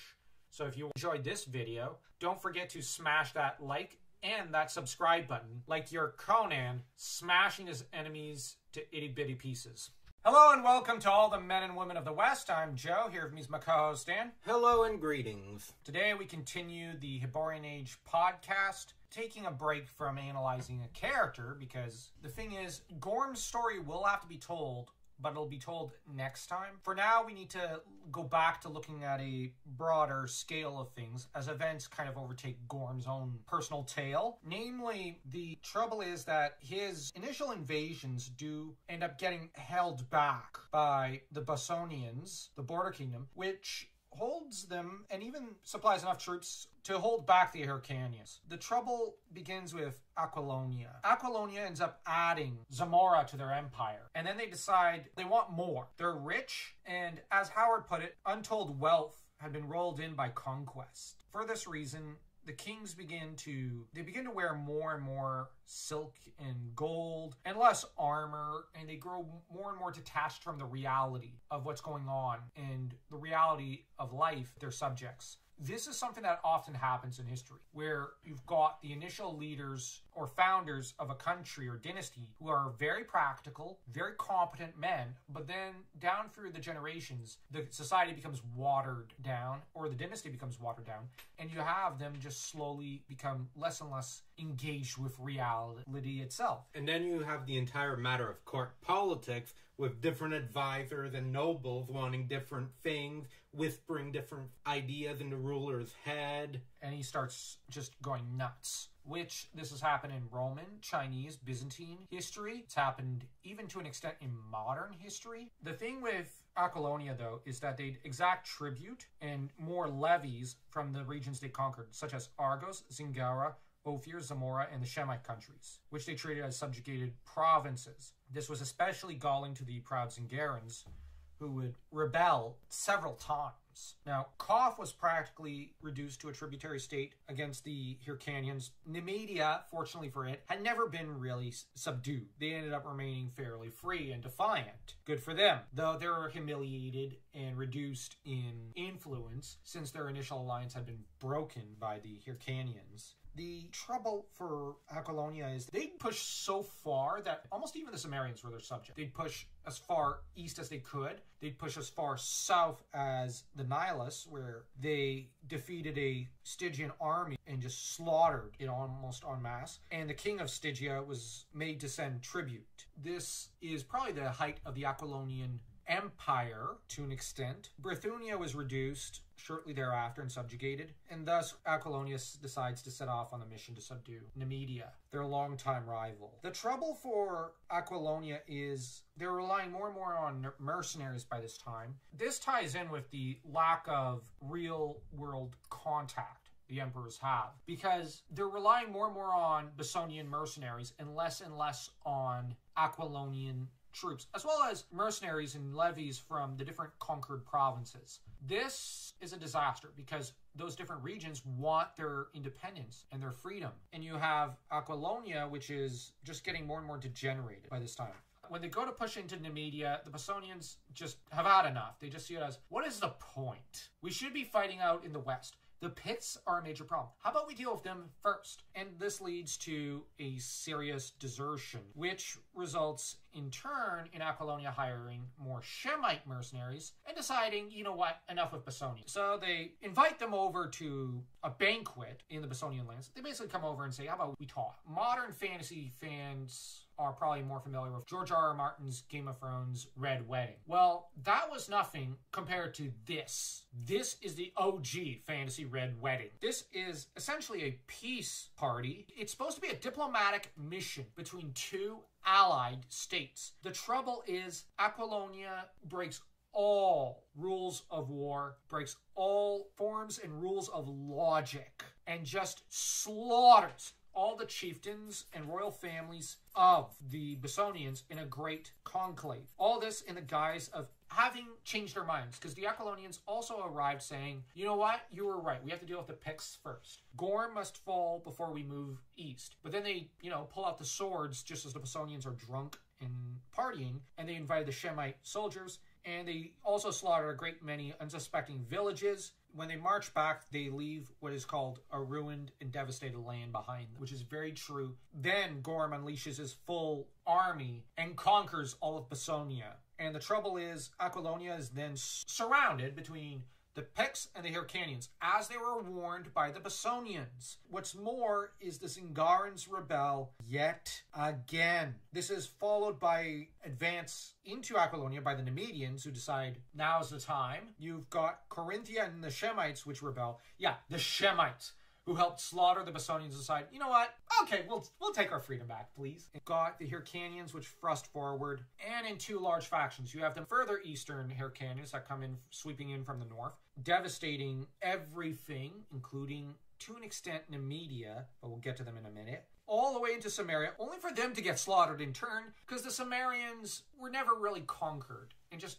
repelled them. They're too barbarous, and they use guerrilla tactics and slaughter both the Picts and the Hyrcanians that tread into their lands. You've got the Turanians, who've been struggling against Aquilonia for all these many, many years, possibly centuries, finally push into Aquilonia. And you've got, for example, the kingdoms of Shem that end up conquering Koth. Then they're defeated by Stygia. Stygia, though, ends up kind of repelling the northern invaders, only for the Black Kingdoms to start invading and conquering and annexing them, because they had to push back the north. Oops. As for the Zingarans, many of them would flee from the borders, because the problem is the Picts break into their borders, slaughtering a great deal of Argos. As for Aquilonia, the only region that remains free is Gunderland, the northernmost province. Do have a king, but I can't help but think it's probably a very decentralized kingdom. It's just termed a separate kingdom in the hills, and it survives the empire. So my earlier prediction about how maybe they should just go independent if they could, comes true. The Pictish Empire, though, and I use the term empire very loosely, it's not a real empire. It's just a bunch of conquered, blood-soaked regions. It includes Argos, Ophir, the western part of Koth, and westernmost lands of Shem. The opposite of this kingdom is the rest. Essentially, Hyperborea, the southern and eastern lands of Shem, Zamora, Bithynia, the border kingdom, Corinthia, most of Koth, and all the eastern lands of Shem are included in the Hyrcanian Empire. So, from Stygia in the south, or at least the Nihilus, all the way up to Vanaheim, you've got a Pictish Empire. But you have two big empires, quote-unquote empires, which are just simply growling at each other. but they don't have any kind of sophisticated civilization. What helps Nemedia out is the fact that Eastern Hyrcanians and the Turanians probably fall to some infighting because they're actually separate factions. Now, there is a branch of the Turanians that move their capital. They move it into Zamora. Now, a portion of the Stygian army ends up overrunning a portion of the Black Kingdom of the Amazons. Yeah, but in turn, later, the Stygians end up being forced back. What do you think of this chapter of sorts in the history of the Hyborian Age? It's fascinating how part of me was observing this, and with both the Picts and the other canyons growling at each other, in a way I found there are aspects of civilization that Arus came to him that Gorm maybe should have listened, so that way his empire could last a lot longer, it could thrive a lot more. That's kind of what is going on with all these nations trying to out-barbarian each other and try to take over each other, growling at each other. He did listen to all the correct lessons. The trouble is he does not have the bureaucracy of Aquilonia. He does not have the ability to transport food from one location to another in an organized way quite like what the Aquilonians had. He's more like Attila the Hun. He's just coming in, ravaging and breaking everything with no real conception of... to build after conquering. Yeah, now Attila had some ability for building, but for the most part he relied on the Romans to do the building for him. He relied on Roman officials, semi-Roman assimilated barbarian figures to do this kind of building for him. In turn, this is a marked contrast to, say, Genghis Khan, who always did have very good organizational thinking. In turn, the Hyrcanians don't seem to have been too interested in leaving anything intact either. Both have access to the same military technology and strategies that Aquilonia did. They both claim that. And the trouble is they're trying to use that against each other. So they're not fighting like traditional barbarians, a very sophisticated set of military societies, but they have nothing else of civilization in them. You got people on the ground level who are Hyborian and whatnot, who know how to operate a lot of things more than their conquerors. But their conquerors are not listening to them because you're the conquered people, you listen to me. But the thing is, they don't have the imagination, I think. Hey, you know, like the Aquilonian aqueduct, I can get that working. And if I do that, my people will have a longer lifespan. They will be cleaner. And thus, if they're cleaner and they're more well-fed and the food they eat is not simply, I don't know, raw meat, I can then go on to conquer more and have a larger army. They're not thinking like that. They're just thinking, I take my whack of guys, I go fight their whack of guys, we conquer, and we try to take over everything we've got. Much as the Picts have a lot of lands, from Zingara all the way up to Vanaheim, they do not have the Gunderland region. They do not have Samaria. They have a sliver of territory that no one can take. They also have the Bessonian Marches, part of Argos. But the thing is, if you look at the map, almost everything is owned by the Hyrcanians, with one major hole being Nemedia in all their conquered lands. Nemedia is holding strong. I wonder if they have border walls and really, really strong, reinforced border regions, or if maybe they've got a lot of mountains and rivers so that they can kind of use natural defenses. I suspect it's more mountains than rivers. There's not too many that are reaching Nemedia. That said, I do think they probably built a few walls, because at that time, walls were very, very useful with keeping invading armies out. Nemedia has got a lot of advantages to an extent. It has no right surviving like it does. It has no right to, because it's right plop in the middle of conquered Hyrcanian regions, but they hold off the Hyrcanians. The Hyrcanians have conquered everything else but them. Now, we do need to regard this as a Hyrcanian victory because they managed to push the Picts back to their original region, back into their box, although most of that happens after Gorm dies. But Gorm tries to conquer Vanaheim. Now, he's right on their border. He doesn't quite manage to take them. But next time, we're going to have to deal with Gorm himself. He's going to be a fascinating character. We'll be doing a discussion of the history of Gorm, where his life went, and how he meets his untimely end in the frozen north. So, if you enjoyed this video, don't forget to smash that like and that subscribe button, like you're Gorm smashing one of his enemies to pieces. Hello and welcome to all the men and women of the West. I'm Joe. Here with me is my co-host Dan. Hello and greetings. Last time we discussed the fall of Aquilonia. One thing we didn't touch upon was the conquest of Nemedia by the Assyrians, who swept in from the north, gradually became more civilized, and established themselves as lords of Nemedia. we're not going to really discuss that. It's going to be a video dedicated to Gorm. We've mentioned him a few times so far, but Gorm is the chief of chiefs, or as he started off, just chieftain of a Pictish tribe selected by Arus to help lead the reformation of Pictish society. Arus desired to redeem Gorm's soul, but was talked into just simply lecturing and blathering on and on and on about the military strategies, the infrastructure, and all these little details that might be useful in war. And he also ended up getting into how to forge weapons and tools and whatnot, which Gorm did use to his own advantage to build up his society into steel-wielding and iron-wielding rather than bronze and copper and stone-wielding barbarians. They also would wear silverlet, steel-mailed hauberks rather than nothing at all, or tiger skins. Gorm was approached at the age of 25, and likely it was a bright, sunny day where he had just done a fair share of killing and savaging people. He may have even violated a few women or three, but the problem is he got approached by this really stupid-looking Nemedian priest of Mitra, who then said, "Hey, how would you like to conquer the world? I'm the moron who's going to help you with it." Knowing an idiot when he sees one, he would proceed to let the guy con himself. I can't say Gorm conned him because he really didn't do anything. He just sat there and said, "Yeah, and what about the war thing? Okay. What about that steel weapon you mentioned earlier? Okay, so that's how you do it. What about catapults? Oh, so that's what you meant. Okay, thank you. Yeah, nice about Mitra and all. Yeah, but how do they forge their weapons? Okay, where would you say I have iron deposits and tin deposits? Okay, over there." And Gorm, you have to realize, was a fairly brilliant 25-year-old chieftain. Likely he slew his own dad for his position. I'm just assuming. He seems the type to have done it. Gradually, over the next decades, he would cement his power using steel weapons and armor to dominate his neighboring tribes.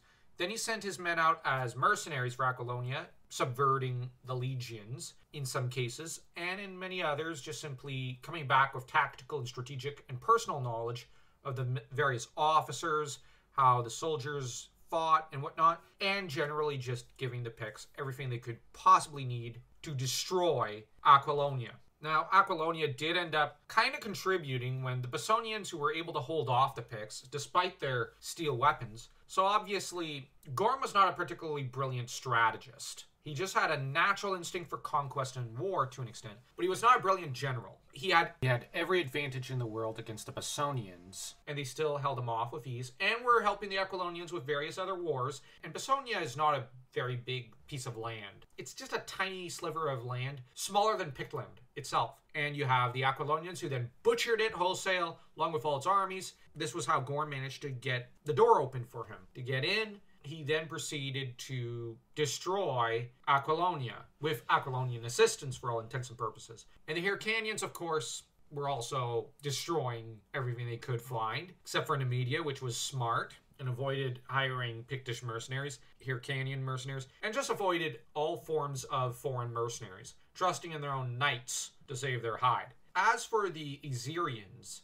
a group of them would invade a weakened Nemedia, so they were fielding more of their armies in the east and probably the south a little, and maybe a little in the northeast, when the Iserians swept in from the northwest, conquered everything, and then proceeded to civilize themselves, start running the society. Wherefore, they ended up actually doing a great job. As for Gorm, he never civilized. He grasped control of the empire, proceeded to then continue eating his food in the style of barbarians. The only difference was he wore silk and lived in the ruined palaces of his victims, and he reduced many of the princesses of these lands he conquered to mere slave girls, barely clad in anything, who were to serve him his raw meat bones on gold platters. The man never even grasped the concept of smoked meat, which shows just how little brains he himself had to an extent. Now that's a marked contrast to Conan, who does cook his food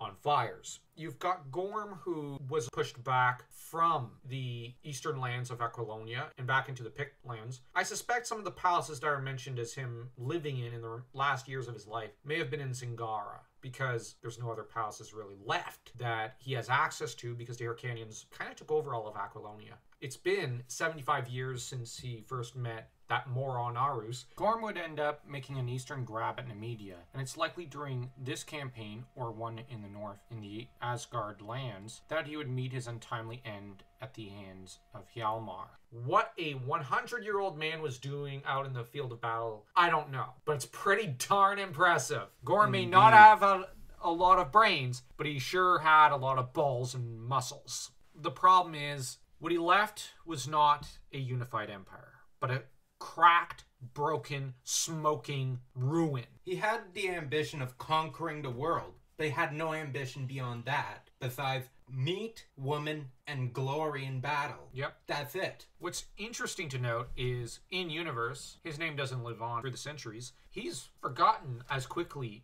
as he conquered all the lands he conquered. Within his lifetime, he began to lose land. Now, the Hyrcanians, though they don't have a named chieftain, they're relatively far more brilliant generals and officers, although they fight rather akin to the Mongols. But we get these powerful imagery of him wearing silk, so he did kind of go soft like some of the kings he sneered at. One thing that I do wonder is, where is Conan in this timeline? Is he before the time of Gorm? Is he after? Because it's not clear to me yet where he falls in the timeline. And I wonder if maybe Howard changed timeline a little, or retcon details out to glorify Conan a bit more. We'll have to wait and see. I don't know if Howard ever made it clear. It's not like Tolkien, who made every detail as clear as possible. Not to say Howard's not as good an author. He certainly was in some ways. I'm just not clear on the details. Now, in terms of the ethnical history of his world, I think Howard did a better job than Tolkien. And he also truly captures the psychology of the barbarians.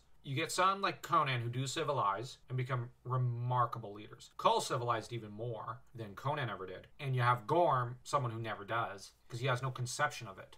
Gorm was doomed to failure because he only focused on the lessons of weapons, military, and power. He didn't listen to Arus's philosophies. But because Arus had no philosophies to teach. Arus was a fool. And before anyone says, well, what about Mitra? That's theology, not philosophy. Now, talking to a barbarian who makes his living off of killing and cannibalism, the trouble was that Arus did not go to him to teach him about Mitra, but rather to help him. The reason I argue that is that he had to have known on some level that he couldn't succeed. On an unconscious level, I mean. And if he didn't, then he's even dumber than I thought. The problem is, even mentioning anything regarding war is him deliberately contributing in some way, on some level, to the Picts and Gorm's efforts. So in that regard, I don't consider it philosophy that he's teaching, as I don't think Arus had the brains to understand what philosophy was. Theology, he may have had an understanding of it.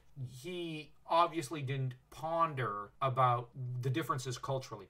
I wonder if there was anyone in the media who actually tried to stop him. You know, who said, this is a really bad idea. And I can't help but wonder if Nemedia was as decadent as Aquilonia. They instead said, no, this is a great idea. This will work out great. Which would lead to Gorm coming in, invading, destroying everything. And Aquilonia fell like fools, as we mentioned previously. He did die due to his own greed. Well, maybe greed's not the right word. Gluttony would be the better word, because he devoured the entire world, couldn't hold it in his stomach, and puked it back up, only to keep trying to devour what was left, and that proved to be his undoing. There's a special place in probably a fantasy version of Hell for Gorm, and for Arus. Arus should be there right alongside him. Agreed. Because if you end up saying, well, Arus's intent was not bad. No, his intent was foul. There is no way he had good intent. He intended to enrich himself and to basically just satisfy his own ego.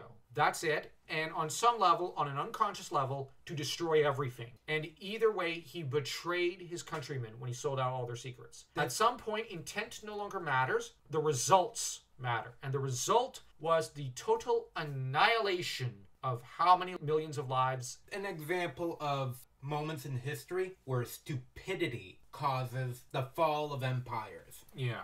But anyways, if you enjoyed this video, don't forget to smash that like and that subscribe button, like your Conan smashing his enemies to itty-bitty pieces. Hello and welcome to all the men and women of the West. I'm Joe, here with me is my co-host Dan. Hello and greetings.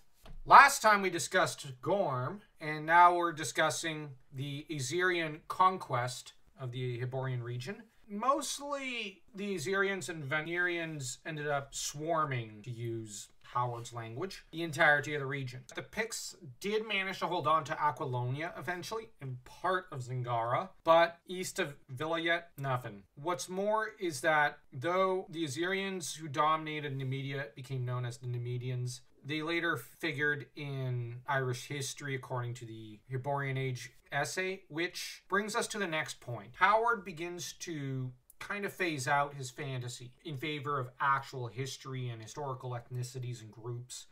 There's too many to actually mention. You've got Stygian, for example, which is broken in the next cataclysm in the continental drift. You've got Stygia that's conquered by Venerians, according to him, and they become the Egyptians. The Nordics, who are descended from the Hyborians. You have many tribes that end up migrating into what is now known as India, Asia Minor, and Central and Western Europe. You have these countries became known as Aryans, which I know we have a lot of negative connotations due to Hitler over that, but at the time, this was an ongoing historical theory. And the drift of blonde barbarians across a great deal of Europe, he basically breaks it up into multiple groups and sub-ethnicities. So he's not exactly sticking to all the theories, I think. As to the Asian tribes, the Tatars, Huns, Mongols, and Turks, which, of course, because Mongols themselves are descended from the Xiongnu people who inhabited the steppes. And the steppe nomads are the ancestors of the Huns, the Turks, the Mongols. All of them are steppe nomads. This part of the essay is not terribly interesting because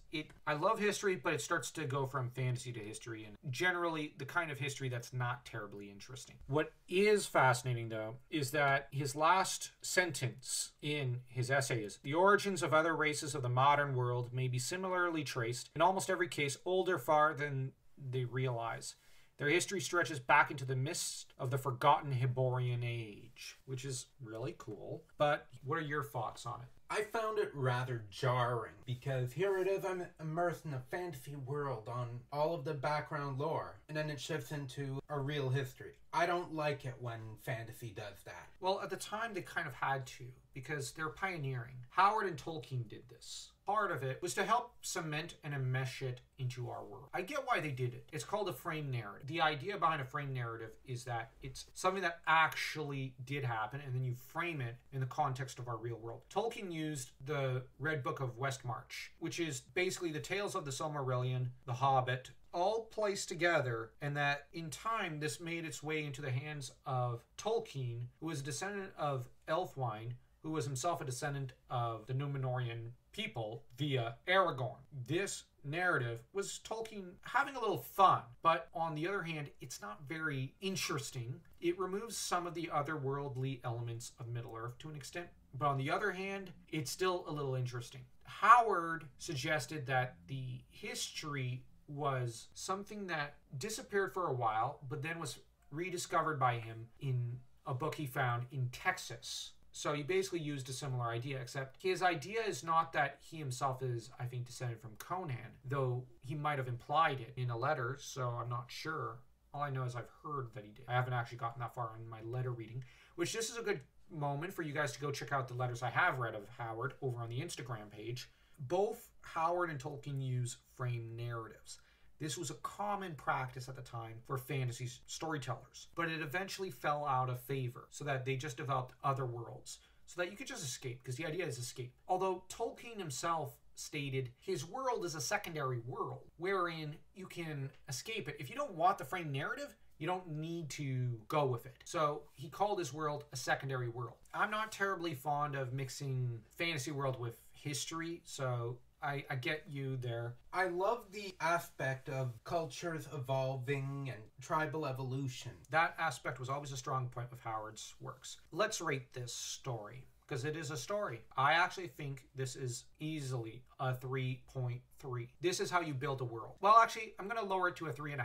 There are some flaws here, which we just went over, and we've gone over the course of this book club, so to speak. 3.5. It's just this last portion that really weakened it for you? Weakened it for me. The immersion was broken. If I want to read historical fantasy, I'd seek it out. Fair enough. Fair enough. We won't belabor the point from this point on. Next time, for the Hyborian Age, we'll be reading and reviewing and rating the poem Samaria, written by Robert E. Howard. If you enjoyed this video, feel free to smash that like and that subscribe button like you're Gorm smashing his enemies into shreds. Hello and welcome to all the men and women of the West. I'm Joe, here with me is my co-host Stan. Hello and greetings. Samaria. I remember the dark woods, masking slopes of somber hills, the gray clouds' leaden, everlasting arch, the dusky streams that flowed without a sound, and the lone winds that whispered down the passes, vista on vista marching, hills on hills,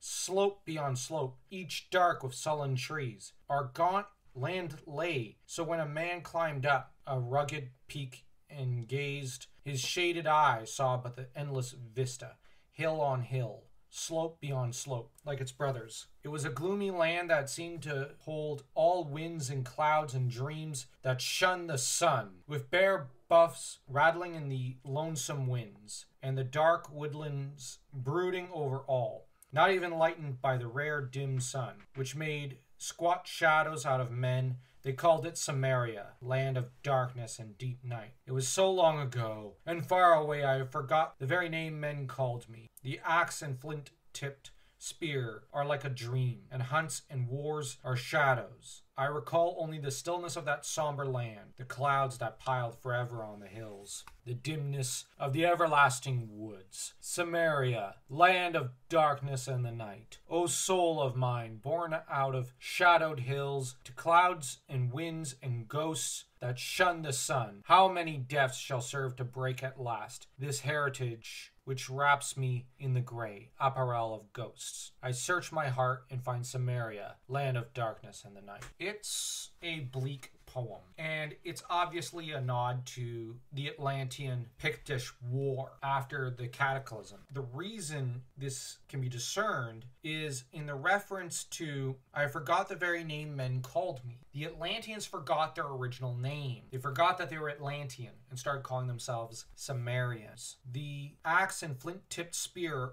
are like a dream. It happened so long ago, it's like a dream. It faded with time from their memories. And hunts and wars are shadows. Now, Samaria is a land filled with lots of violence, lots of warfare between different clans and tribes, and between them and the Picts. Reference there to ancient wars and to the sorrow and trauma that they suffered, I think, due to the Picts. Now, what is also an interesting way of reading it might be that one could almost see it as hinting at what's to come in Conan. What are your thoughts on the poem? Very bleak indeed. I got the impression that the individual of the poem was heavily traumatized. Yeah, I think it's a poem that, or song, that can be regarded as that of the people and the land in a way. That it's a land of death. Really. Death, darkness, nothing good is there. And maybe this is what Conan fled. He didn't just simply come to civilized lands to conquer, but he fled. He fled because life was untenable for him. He fled out of the darkness and hither into lands of light and civilization. And it is telling that there is a nod to the Atlanteans warring with the Picts, but now they've descended to warring with themselves for millennia. It's stated that clouds and winds and ghosts that shun the sun. It's a kill or be killed situation amongst the people. I could make the comparison between it and what remains of Arno, in that it's a barbarous land which is only guarded by the odd rangers, Arnor I mean, after the Angmar Wars, and it is a land of sorrow that has faded and lost its might. It's lost its unity, its civilization. There are pockets here and there. People try to cling to civility with each other, but it's really a shattered land, just as Samaria is shattered. The difference is where Aragorn comes to Gondor to liberate and protect it from menace of Sauron and Saruman, and then proceeds to liberate Arnor from the darkness. Conan, once he's in control of Aquilonia, never goes back. He never even thinks of going back to Samaria. He doesn't care. He doesn't want to go back. With everything that he described, why would he? Yeah. Why would anyone want to stay in such a desolate hell? I'm not going to get into The Phoenix on the Sword, which is my favorite short story of Conan that I've read thus far.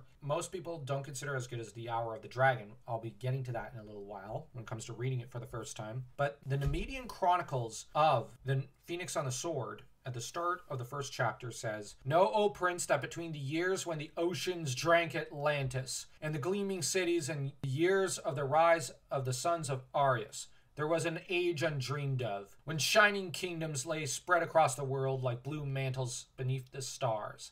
Nemedia, Ophir, Brithunia, Hyperborea, Zamora, with its dark-haired women and towers of spider-haunted mystery. Zingaro with its chivalry. Koth, that bordered on the pastoral lands of Shem. Stygia with its shadow-guarded tombs. Hyrcania, whose riders wore steel and silk and gold. But the proudest kingdom of the world was Aquilonia. Reigning supreme in the dreaming west, hither came Conan, the Cimmerian, black-haired, sullen-eyed, sword in hand, a thief, a reaver, a slayer, with gigantic melancholies and gigantic mirth, to tread the jeweled thrones of the earth under his sandaled feet. So he came to be a conqueror. Although that said, the dreaming west, that is rather similar to some of the language used when speaking of the West in regards to Tolkien's literature. You have really the Dunedain, the men of the West, the Númenóreans, descendants, mostly in the form of Aragorn, comes from the land in the north, well, the northwest, and proceeds to bring back civilization to the entirety of the West and to protect it and whatnot. And in some ways, The Lord of the Rings is his tale.